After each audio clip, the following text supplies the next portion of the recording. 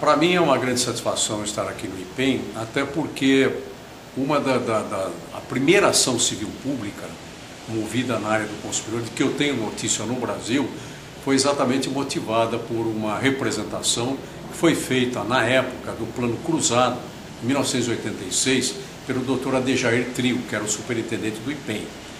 E na época tinha o congelamento de preços e as empresas faziam uma maquiagem do produto, ou então adulteravam o produto para ganhar dinheiro e sem ter que alterar nominalmente o preço. Então, por exemplo, o litro do álcool era de 2 cruzados e tinha que ser mantido por 2 cruzados. Mas como a inflação não parou, então eles colocavam água, mais água do que o álcool já tem, né, para vender pelo mesmo preço e ter mais lucro, porque eles vendiam menos álcool por mais dinheiro. E o Dr. Adejair me ligou preocupado, porque na verdade o IPEM ia lá, multava 2, 3, 4 vezes e eles continuavam a reincidir. E me perguntou se não teria um outro caminho para fazer com que as empresas fossem penalizadas e inibidas de continuarem a fazer isso.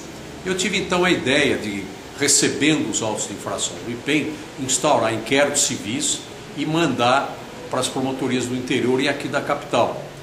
Recebendo lá o inquérito civil, o doutor Figueiredo, que era o promotor lá no caso, ele me ligou, trocamos algumas ideias, disse: olha, eu acho que seria o caso de entrar com uma ação civil pública, para obrigar a empresa a se adequar aos padrões, porque o álcool se sujeita a padrões de qualidade, existem notas brasileiras técnicas específicas a respeito do álcool. Eu me refiro não ao álcool combustível, que é regido por uma outra legislação de 1991, mas eu me refiro ao álcool que é utilizado em domicílio, hospitais, farmácias, etc. E o promotor, então, o Dr. Figueiredo, entrou com ação na 6ª Vara Civil da Comarca de Campinas e o juiz condenou a empresa a passar a distribuir o álcool sem aquela adulteração com água, sob pena de pagamento de 5 vezes o valor do preço do álcool naquela época. Então, vamos supor, o álcool custava 12 cruzados o litro, ele fixou uma multa de 50 cruzados, no caso. Se o IPEM fosse no mercado, qualquer que seja, lá nos supermercados, mercearias, etc., e apreendesse aquele álcool com adulteração.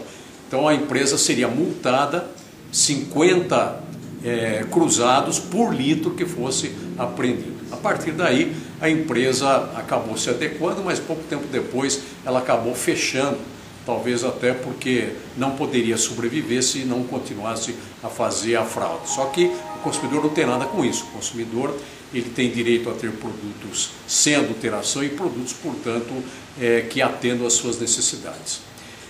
Com relação, foram 42 inquéritos civis que eu instaurei só nesse caso. A grande maioria redundou em termos de ajustamento de conduta, isto é, redundou em que os promotores obtiveram dos fabricantes o compromisso, sob pena da mesma multa, de adequarem esses produtos à sua origem, isto é, a nota brasileira técnica respectiva, que dizia quanto que tinha que ser a graduação, 92, 98, 89 graus no saque.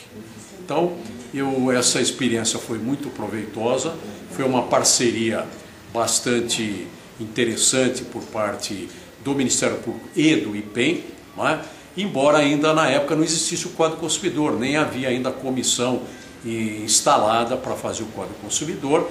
Estou falando coisas de 1986 e 87, mas já havia a Lei da Ação Civil Pública, que é a Lei 7.347 de 1985.